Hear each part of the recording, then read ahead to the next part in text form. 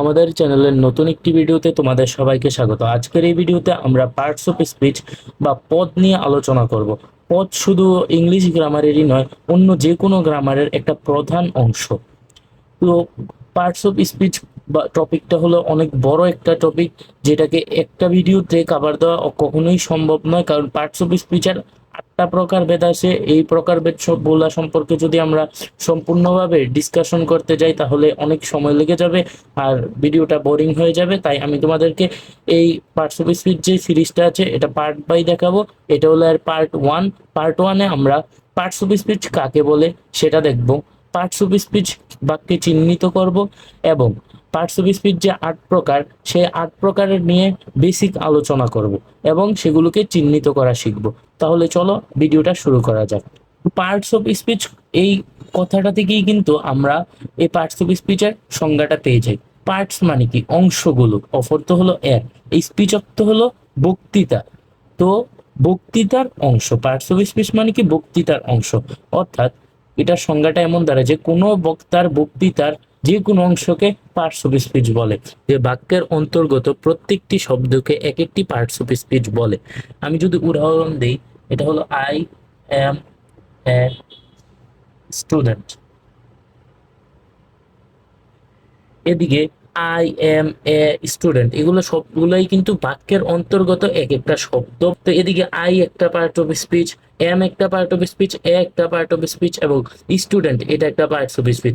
এটার দিকে I M a student এগুলো প্রত্যেকেই কিন্তু আলাদা আলাদা করে একটা বাক্যের অংশ অর্থাৎ পদ। তো আমরা পদ চিহ্নিত করতে শিখলাম। এরকম আরো একটা বাক্য যদি দেখি তাহলে হি গোস টু স্কুল। এদিকে হিও কিন্তু একটা বাক্যের অংশ, গোসও একটা অংশ, টুও একটা অংশ, স্কুলও একটা অংশ। তার মানে এরা প্রত্যেকে একটা পদ, মানে প্রত্যেকে এক একটি পদ। সবগুলা পদ্য আর একই অর্থ প্রকাশ করে না। হি একটা অর্থ প্রকাশ করে, গোস একটা অর্থ প্রকাশ করে, টু একটা অর্থ প্রকাশ করে, আবার স্কুল আর একটা অর্থ প্রকাশ করে। এগুলো সবগুলা পদ কিন্তু একই অর্থ প্রকাশ করে না। যেহেতু এই সবগুলা পদ একই অর্থ প্রকাশ করে না, তাই এদের এক একটা পদের কাজ এক এক রকম হবে। যেহেতু এক একটা পদের কাজ এক এক রকম, তাই এদের মধ্যে কিছু কিছু ভিন্নতা লক্ষ্য করা যায়। এই ভিন্নতার কারণে পার্টস অফ স্পিচকে 8টা ভাগে ভাগ করা হয়েছে, যথা নাউন বা বিশেষ্য, প্রনাউন বা সর্বনাম, অ্যাডজেক্টিভ বিশেষণ, ভার্ব ক্রিয়া, তারপরে অ্যাডভার্ব ক্রিয়া বিশেষণ, প্রিপোজিশন পদান্বয়ী অব্যয়, কনজাংশন সংযোজক অব্যয় এবং ইন্টারজেকশন আবেগসূচক অব্যয়। এই 8 ভাগে পার্ট অফ স্পিচকে তাদের কাজ অনুসারে ভাগ করা হয়। এই হলো classification of parts of speech বা পার্টস অফ স্পিচের প্রকারভেদগুলা। তো এগুলা যদি তোমরা না পারো তাহলে খাতায় লিখে রাখতে পারো। এখন আমি তোমাদেরকে এই 8 প্রকার সম্বন্ধে একটু বেসিক ধারণা দেওয়ার চেষ্টা করব। যেহেতু এটা পার্ট 1 তাই বেসিক ধারণাটাই দেই। তারপরে আস্তে আস্তে এই প্রত্যেকটা টপিক নিয়ে একটা একটা করে ভিডিও তৈরি করে আমি তোমাদেরকে এগুলা সম্পর্কে আরো বিস্তারিতভাবে জানানোর চেষ্টা করব। 1 নম্বরে আছে নাউন। নাউন মানে হলো বিশেষ্য। বিশেষ্য মানে হলো নাম, অর্থাৎ বাক্যের অন্তর্ভুক্ত যে সকল শব্দ কোনো কিছুর নামকে নির্দেশ করে তাদেরকে নাউন বা বিশেষ্য বলা হয়। যেমন করিম, জব্বার, রফিক, কুমিল্লা, তারপরে চেয়ার, টেবল সবকিছুই কিন্তু কোনো একটা জিনিসের নামকে নির্দেশ করছে, অর্থাৎ এগুলা সবগুলাই হলো নাউন। সংজ্ঞাটা এভাবে লেখা যায় যে যে ওয়ার্ড দ্বারা কোনো ব্যক্তি বা বস্তুর নাম বোঝায় তাকে নাউন বলে। তো এখন কোন কোন জিনিসের নাম বোঝাতে পারে? এই নামটা হতে পারে পার্সন, তারপরে হতে পারে এনিম্যাল, প্লেস মানে যে কোনো জায়গা, যে কোনো ভাষার নাম, কোনো জিনিসের নাম। এই যেমন একটা কলম, এটা কিন্তু একটা জিনিস। এই কলমটার নামও কিন্তু, যেমন পেন, এটাও একটা নাউন। অবজেক্ট অথবা থিং কোনো জিনিসের নাম, কোনো সাবজেক্টের নাম, অর্থাৎ একাডেমিক সাবজেক্ট। আবার হতে পারে কোনো ইনস্টিটিউশনের নাম, অর্থাৎ কোনো প্রতিষ্ঠানের নাম। এভাবে লিখে শেষ করা যাবে না। তোমরা এক কথায় ধরে নাও যে যে কোনো কিছুর নামকে নাউন বলা হয়। পার্সনের নাম বলতে আমরা যদি বলি করিম, রহিম, এটসেট্রা। তারপরে এনিম্যাল বা পশুর নাম বলতে আমরা যদি বলি টাইগার, লায়ন, ক্যাট, এটসেট্রা। তারপর প্লেসের নাম যদি বলতে আমরা যদি বলি ঢাকা, বাংলাদেশ, এটসেট্রা। মানে অর্থাৎ যে কোনো জায়গার নাম, বিশ্বের যে কোনো একটা জায়গার নাম, আবার বিশ্বের বাইরের যে কোনো জায়গার নামও হইতে পারে। ল্যাঙ্গুয়েজ মানে আমরা যদি বলি বাংলা, ইংলিশ, এটসেট্রা।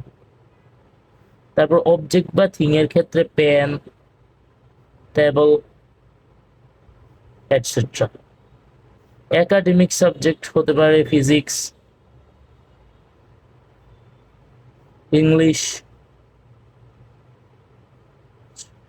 এছাড়াও আরো যত ধরনের সাবজেক্ট আছে সবগুলা এটসেট্রা, মানে যেগুলা দিয়ে একটা নাম বোঝায়, অর্থপূর্ণ কোনো একটা নাম।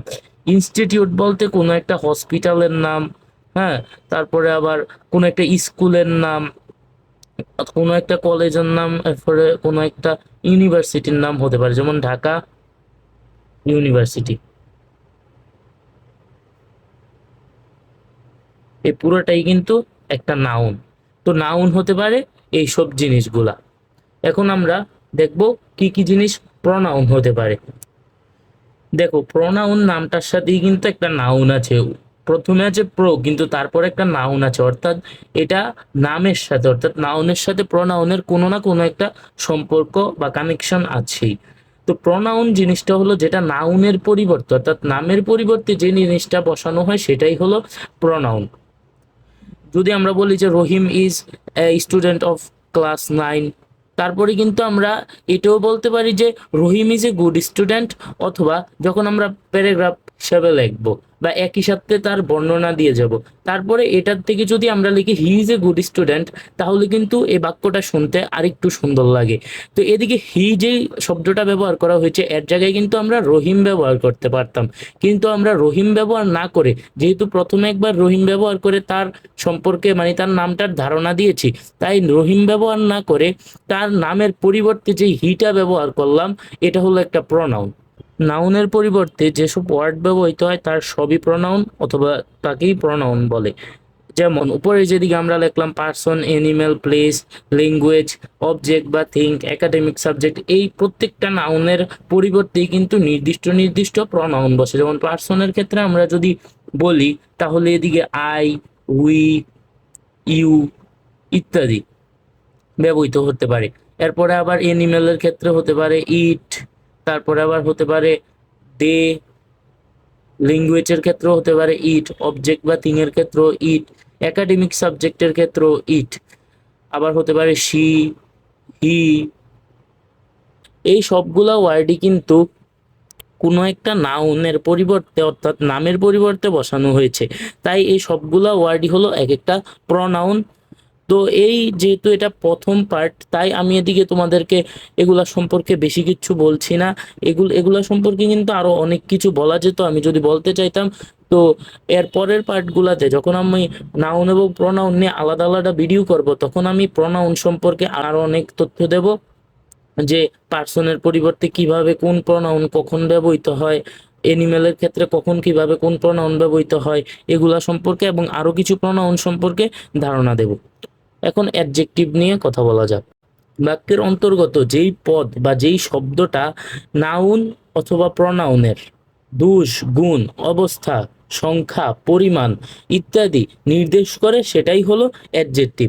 অ্যাডজেক্টিভ সম্পর্কে একটা জিনিস মনে রাখতে হবে, এটা কিন্তু শুধুমাত্র নাউন এবং প্রনাউন, অর্থাৎ নাম এবং নামের পরিবর্তে যেটা ব্যবহৃত হয় সেটারই দোষ, গুণ, অবস্থা, পরিমাণ, সংখ্যা ইত্যাদি প্রকাশ করবে। অন্য কোনো পদের কিন্তু এগুলা প্রকাশ করবে না। সংজ্ঞাটা হবে এরূপ যে, যে পার্ট অফ স্পিচ কোনো নাউন বা প্রনাউনের দোষ, গুণ, অবস্থা, পরিমাণ, সংখ্যা ইত্যাদি বোঝায়, তাকে অ্যাডজেক্টিভ বলে। এখন আমি তোমাদেরকে কিছু উদাহরণ দিব।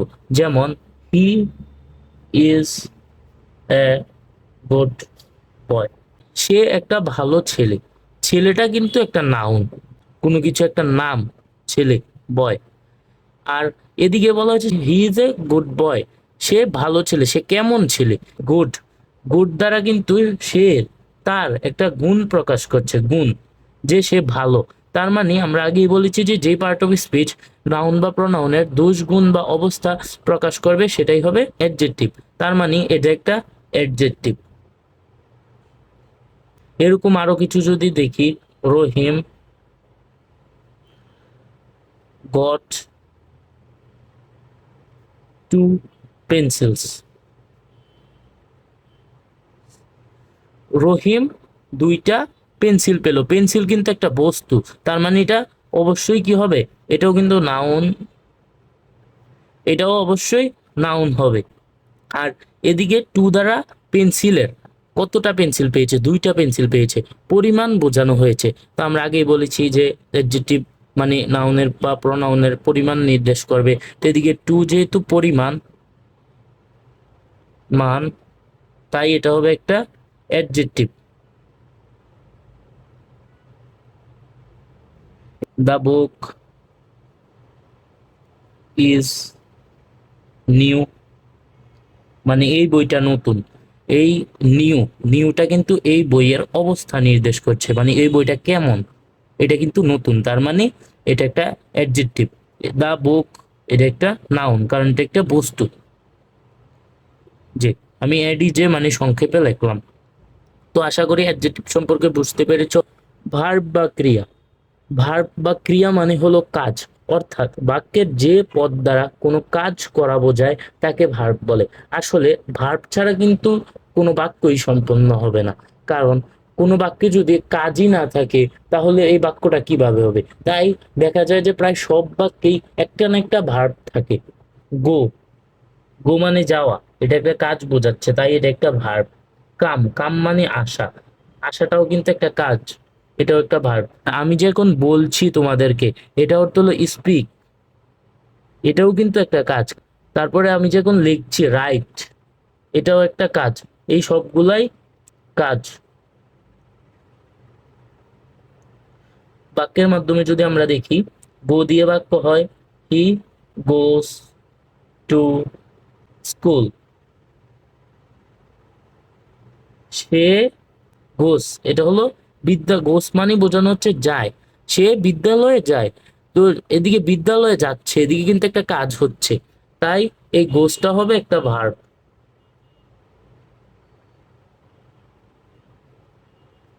হি showed me the book, showed me the book, সে আমাকে এই বইটি দেখিয়েছিল।